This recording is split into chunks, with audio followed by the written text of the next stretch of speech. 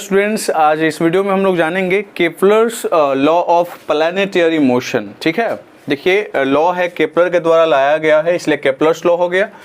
Planet से जुड़ा हुआ है इसलिए प्लैनेटरी हो गया, और मोशन से संबंधित है तो मोशन हो गया, यानी प्लैनेट के मोशन से रिलेटेड है, इसीलिए इसको आप प्लैनेटरी मोशन लॉ कहा जाता है केपलर्स का। अब बात ये आती है, थोड़ा सा जानकारी इंटरेस्टिंग मैं दे देता हूँ कि ये जो केपलर थे वो जर्मनी के थे।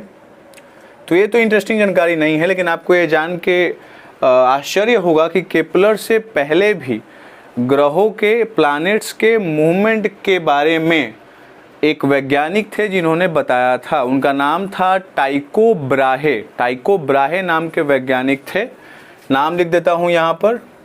टाइको ब्राहे नाम के साइंटिस्ट थे, जिनको कहा जाता है कि ये मेंटोर थे किसके? केपलर्स के।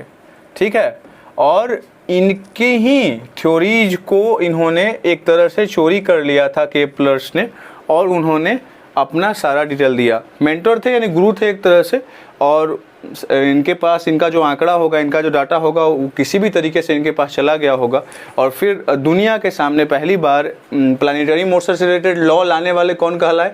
केपलर कहलाए, क्योंकि इन्होंने पहली बार दिया। ठीक है, तो बातें समझ में आ रही हैं आगे आपको। इसके बाद इन्होंने एक बुक लिखी थी जिसका नाम था एस्ट्रोनोमिया नोवा। एस्ट्रोनोमिया नोवा एक बुक था, एस्ट्रोनोमिया नोवा ये एक बुक का नाम है।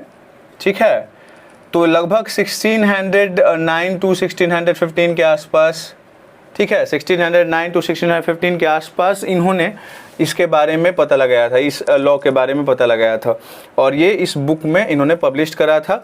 नाम क्या था? एस्ट्रोनोमिया नोवा। तो ये थोड़ा सा एक्स्ट्रा जानकारी था आपके लिए।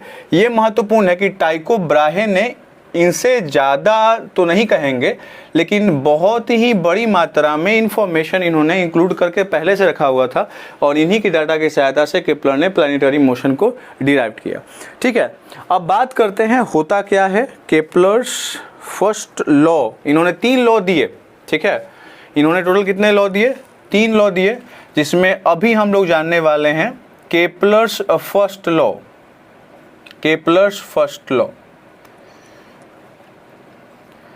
तो केपलर्स फर्स्ट लॉ क्या कहता है? केपलर्स फर्स्ट लॉ कहता है कि ऑल प्लैनेट्स मूव, जितने भी प्लैनेट्स हैं, all planets move around the sun in a elliptical shape, in an elliptical orbit लिख लीजिए। Elliptical orbit, elliptical orbit. जो ऑर्बिट है वो कैसा है? इलिप्टिकल है।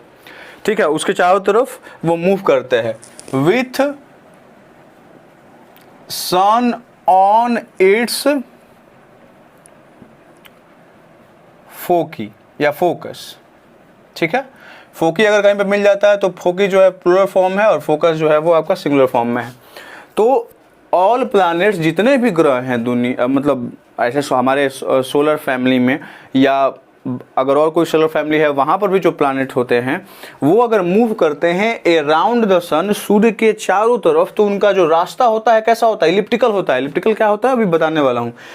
विथ सन, यहाँ पर आप ऐसा मार्क लगा लीजिए, with sun on its focus, जिसमें सन जो होता है वो फोकस पे रहता है। ठीक है, अब कैसे? अब थोड़ा सा ध्यान दीजिएगा। अब थोड़ा सा ड्राइंग पे आते हैं। ये होता है आपका इलिप्टिकल शेप। अगर इसको वो भी बनाना चाहेंगे तो आपको इंस्ट्रूमेंट बॉक्स से तो बनेगा नहीं, तो बनाने का एक तरीका बता रहा हूँ। अब वो करना क्या है, मैंने बताया है पहले भी आपको वीडियोज़ में, या ऐसे भी 2 पेंसिल आपको लेना है। ठीक है, 2 पेंसिल लेना है। मैंने यहाँ पे 2 मार्कर ऐसे डिनोट किया हुआ है, और इस दोनों मार्कर को एक स्ट्रिंग से अटैच कर लेना है। ऐसा स्ट्रिंग हो जिसका लंबाई थोड़ा ज़्यादा हो, और उसके बाद क्या करना है, यहाँ पर ऐसे इसको डिनोट कर लेना टू द बोर्ड या कॉपी अगर आपके पास है तो। और उसके बाद जो आपका स्ट्रिंग है, धागा है, उसको अगर आप फैलाओगे तो ऐसे फैलाओगे तो ऐसा एक शेप बनेगा, ऐसा। फैलाओगे तो ऐसा एक बनेगा शेप, ठीक है। और उसके बाद यहाँ पर भी एक पेंसिल फंसा लो, तो इसमें 2 लोगों की ज़रूरत पड़ेगी, 2 या 3 लोगों की। और उसके बाद इसको मूवमेंट करने के लिए कहो, वो जो मूवमेंट होगा वो इसी तरीके से होगा, यानी वो जो शेप बनेगा वो आपका इलिप्टिकल ही बनेगा। तो यहाँ पर ये वाला जो होता है इसको फोकस 1 मान लिया जाता है जहाँ पर आपने पेंसिल रखा था, और एक जो है आपका F2 हो जाता है, ठीक है। तो ऐसा एक शेप आपका तैयार हो जाता है, ठीक है। इसमें ऐसा माना जाता है कि जो सन होगा वो आपका क्या होगा, या तो इस पर होगा, या तो इस पर होगा, या तो फोकस 1 पे, या तो फोकस 2 पे होगा, ठीक है। तो कहने का अर्थ है कि पहले लोगों को ये पता था कि जो शेप होता है प्लैनेट का अराउंड द सन वो कैसा होता है, सर्कुलर होता है। लेकिन बाद में केपलर जी ने अपने लॉ के द्वारा बताया कि ये जो पाथ होता है वो कैसा होता है, इलिप्टिकल होता है, जिसमें जो फोकस होता है उस पर किसी एक फोकस पर सन आपको रखता है, ठीक है। अब इसके बारे में थोड़ा सा और जानकारी दे देता हूँ। देखिए ये जो शेप आपको दिख रहा है इलिप्टिकल है, ठीक है। इसको अगर कोऑर्डिनेट करें हम, तो ये वाला जो होता है, ये वाला जो पार्ट होता है इसको मेजर एक्सिस कहा जाता है, मेजर एक्सिस कहा जाता है। और ये वाला जो पार्ट है यहाँ से यहाँ तक इसको माइनर एक्सिस कहा जाता है, ठीक है। ऐसे ही मैं नॉर्मल जानकारी दे रहा हूँ, आगे के क्लासेस में काम देगा। अगर हम यहाँ से यहाँ तक अगर इस डिस्टेंस को x मान लें और यहाँ से यहाँ तक के डिस्टेंस को x मान लें, तो टोटल कितना हो जाएगा, यहाँ से यहाँ तक 2x हो जाएगा, ठीक है। और यहाँ से यहाँ तक अगर टोटल को हम यहाँ पे y मान ले, इसको y मान ले, तो ये कितना हो जाएगा, 2y हो जाएगा टोटल यहाँ से यहाँ तक, ठीक है। तो जो ये आपको शेप बना हुआ है, शेप है क्या, चिपटा हुआ सर्कल है ना, ऊपर से कोई लग रहा है कि दबा रहा है, ठीक है। तो इस पर इससे जुड़ा हुआ आगे आपको आगे क्लासेस में आपको जानकारी मिलेगी। तत्काल जो क्वेश्चन आपको आएगा वो यही आएगा, किसने पता लगाया, तो केपलर जी ने पता लगाया।